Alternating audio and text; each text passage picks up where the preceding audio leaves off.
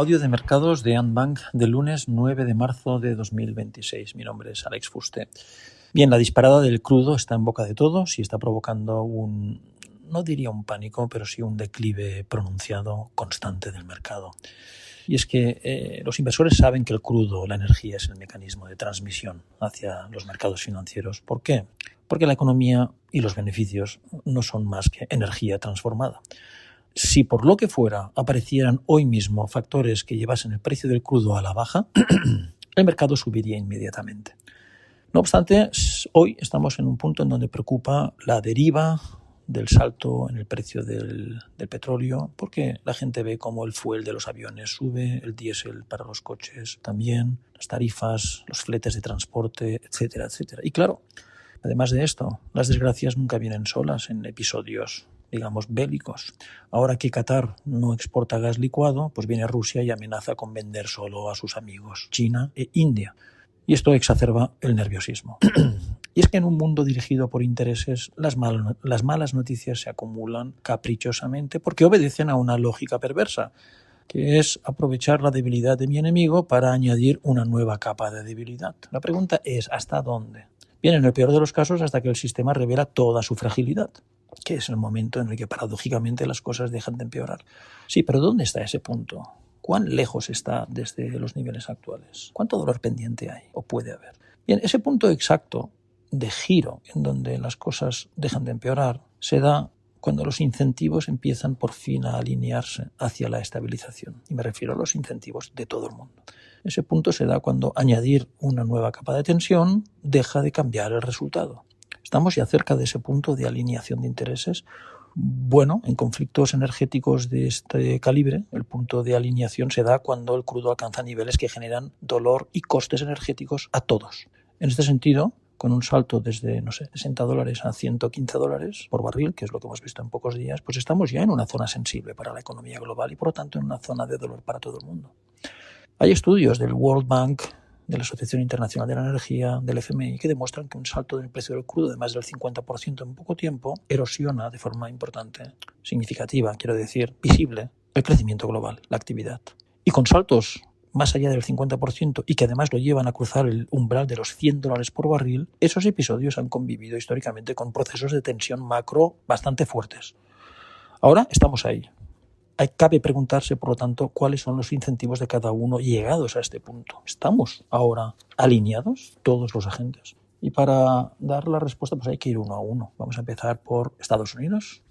Aunque un gran productor, un gran exportador, es altamente sensible a los precios de la gasolina. Dicen que el votante decide a su candidato cuando está en el surtidor, y yo me lo creo. Así que desde esta óptica le interesa a Washington, a la Casa Blanca, al señor Trump, no añadir ni una sola capa más de tensión. Asumamos que el precio del petróleo se mantiene por encima de $100 durante unos cuantos días. A los ojos del votante, estoy convencido que Trump sería el único responsable de eso. Y a 8 meses de las elecciones, intuyo que la presión sobre Trump para hacer algo se volverá cada día más intensa, más insufrible. De hecho, ya ha empezado a hacer cosas, lo que significa que esa intensidad, esa presión se deja notar. Ha empezado a liberar reservas estratégicas con un anuncio esta última madrugada de unos 200 millones de barriles de las reservas estratégicas se liberan para poner oferta, pero no se lleven a engaño, eso no va a servir de nada. 200 millones de barriles equivale a solo 10 días, una semana mal contada de exportaciones del Golfo. Con eso no vamos a ningún lado. Y además, no es que se trate de una decisión que pueda repetir en numerosas ocasiones, porque las reservas estratégicas venían vacías.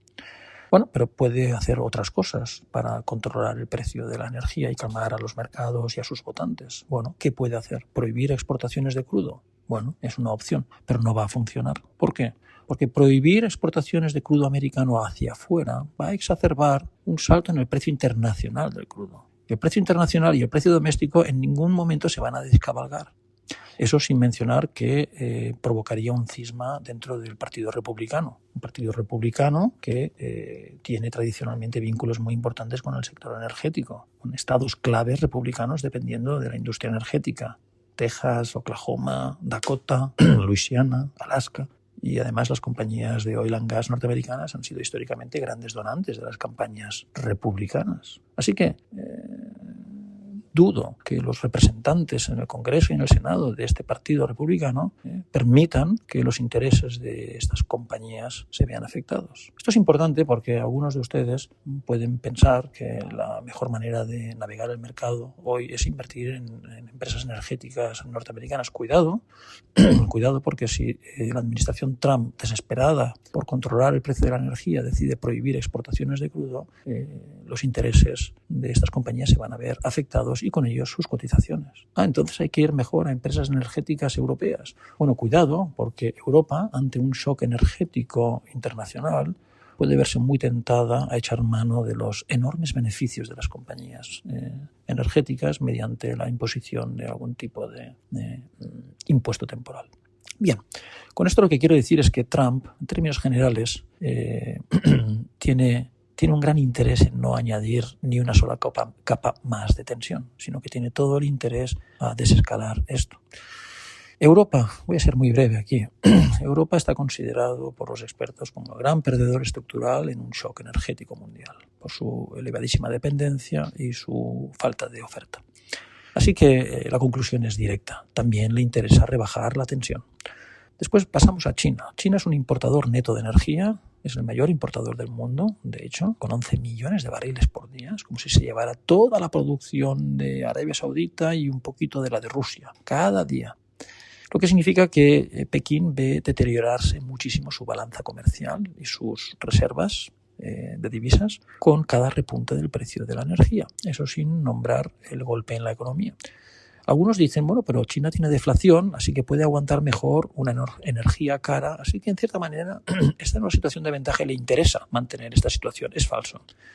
Ustedes saben mejor que yo que el modelo económico chino descansa en la competitividad industrial y por lo tanto en aspectos como el coste energético, además del coste laboral. Así, un precio al alza en el crudo erosiona más la competitividad en China que en el resto de países. La conclusión es que China también tiene un gran interés en rebajar la tensión de forma inmediata desde los niveles actuales en el mercado de la energía. Nos movemos a lo largo del mapa y vamos a los países del Golfo, bien con un modelo económico basado en la vieja economía, es decir, la exportación de petróleo y gas, pero también en la nueva economía, una economía o un modelo fundamentado en el flujo de capitales, en la atracción de nuevos capitales para conformar lo que a sus ojos debe ser un nuevo centro financiero mundial. Y por lo tanto estamos hablando de un modelo económico que descansa en la tranquilidad. No hace falta decir, pues, que son los primeros en querer rebajar la tensión. Bien, con todos estos agentes, Estados Unidos, Europa, China, países del Golfo, India, que más o menos es lo mismo, los mismos intereses que China, quiero decir, con esto ya tenemos prácticamente el 90-95% del PIB mundial. Pero nos quedan dos agentes importantes que tienen algo que decir en esta partida y que podrían mantener la situación, el statu quo actual. Rusia e Irán, las dos grandes incógnitas. Rusia, puede parecer que le interesa un precio alto. Yo diría que es cierto, pero solo como un mecanismo de presión. ¿Para qué? Para lograr una normalización de su comercio, para volver al momento previo a la invasión de Ucrania, es decir, recuperar sus mercados amplios. Muchos dicen, a Rusia le va bien la situación actual porque vende más caro y con que venda a China y a India es suficiente. Es falso. Un precio alto del petróleo durante mucho tiempo tiene incluso efectos muy negativos para Rusia. ¿Por qué? Porque reduce mucho el crecimiento, golpea mucho el crecimiento de países como China y la India. Así que Rusia podría perder también esos nuevos mercados, China y la India, si la situación macroeconómica se deteriora mucho. Eso es grave, sabiendo que ha perdido antes su mercado principal europeo. Hay una frase muy graciosa en un libro de Oscar Wilde, el libro se llama The Importance of Being Earnest, que en castellano sería como la importancia de ser honesto, aunque algunos siguen llamándolo la importancia de llamarse Ernesto para mantener el elemento cómico de la trama, ¿no? Pero bueno, la frase dice, perder a uno de los padres puede considerarse una desgracia, perder a los dos, eso ya es negligencia. Bien, si Rusia, mediante un deterioro macro, fruto de un shock energético prolongado, pierde también la economía china, pues va a perder a sus dos padres. ¿Por qué? Porque esto está muy estudiado, el modelo económico ruso. Ante estos shocks, el efecto volumen supera el efecto precio. Es decir, en un entorno de deterioro macro suficiente, lo que vende de más por barril lo pierde con creces por menos barriles vendidos. Así que creo no equivocarme al decir que incluso a Rusia le conviene evitar una disparada del petróleo o un precio que se mantenga por encima de 100 durante mucho tiempo. Nos queda Irán. Bueno, ya tenemos bastante avanzado. De momento, digamos, el 99,5 o más por ciento del PIB mundial está alineado en rebajar las tensiones. Y nos quedan elementos como Irán, pero la pregunta es si Irán per se tiene la capacidad de mantener la situación así. Bueno, parece que sí. Y parece que es un actor interesado en seguir jugando la carta del dolor energético. Muchos dicen, además, que claro, como ellos toman sus decisiones bajo un prisma religioso, pues es imposible saber hasta dónde van a llegar y es imposible aplicar una lógica económica. Pero no es tan así. Yo creo que la realidad, incluso la iraniana, si me lo permiten, es algo más compleja. No es solo la cuestión religiosa, sino también está la cuestión de la supervivencia del régimen, que está estrechamente ligada con la cuestión económica, de tal modo que un colapso económico hace más probable una caída del régimen. Pero la caída del régimen, evitar la caída del régimen, ha sido históricamente y es, creo, el objetivo principal. Yo diría que entre los intereses estratégicos de Irán está hoy, en este momento, la supervivencia del régimen. Y esto es muy importante. Ya en el pasado, cuando el liderazgo de ese país percibió que la supervivencia del régimen estaba comprometida, mostró capacidad para aceptar salidas pragmáticas, con las que preservar un statu quo básico. Y se trata de esto hoy, de preservar un statu quo básico. Esto suele darse en situaciones de asimetría militar clara, con una superioridad aérea, con una capacidad de inteligencia, con una guerra electrónica muy superior. Ahí el objetivo central del régimen es sobrevivir. ¿Podría decir ahora el actual régimen, oigan, vamos a buscar una salida satisfactoria y para ello abandonamos nuestro programa nuclear, por ejemplo? No lo sé. Pero creo que Trump se daría por satisfecho con eso. Israel no, bueno, quién lo sabe, pero a pesar de lo que digan, sigo pensando que la batuta en esta guerra la lleva Estados Unidos. ¿Es realista pensar en no una rendición, digamos, táctica del régimen de Irán, pero sí en una búsqueda de un pragmatismo, de una solución pragmática que le permita mantener un cierto statu quo básico? ¿Es realista? Bueno, la doctrina de seguridad de aquel régimen es muy clara, ¿no? Dice en sus libros o estatutos, he leído recientemente, ¿no? Que dicen, preservar el sistema político es prioritario ante cualquier otro objetivo. Bueno, ya lo vimos en el año 1988, que fue un precedente clave, ¿no? Durante la guerra Irán-Irak, cuando las cosas se torcieron y la situación militar se volvió insostenible. El ayatolá de aquel momento, Jomenei, aceptó un alto al fuego con Irak, algo que él mismo describió como beber un cáliz de veneno. Y también entonces estaba la cuestión de la aleatoriedad religiosa, pero se demostró prescindible y hoy podría mostrarse prescindible. No digo que mañana mismo, debido a la presión de todas las partes y a la propia necesidad del régimen de sobrevivir, pues debamos ver el fin inmediato de la guerra. No digo que mañana mismo, pero creo que sí pronto, según esta lógica, que es mi lógica, y que puede ser equivocada, lo reconozco. Mientras no alcancemos ese punto de paz, entonces, ¿qué podemos esperar? Bueno, pues seguiremos unos días más en la lógica de golpear y negociar. Pero tan importante es la palabra golpear como negociar. Muy probablemente hay negociaciones detrás. Y eso siempre es bueno. Y bueno, más días de golpear y negociar, pero creo que no será mucho más, ya que pronto no habrá nada que negociar para una de las partes. Porque hoy Irán sigue teniendo, digamos, un statu quo que podría retener, un statu quo básico, ¿no?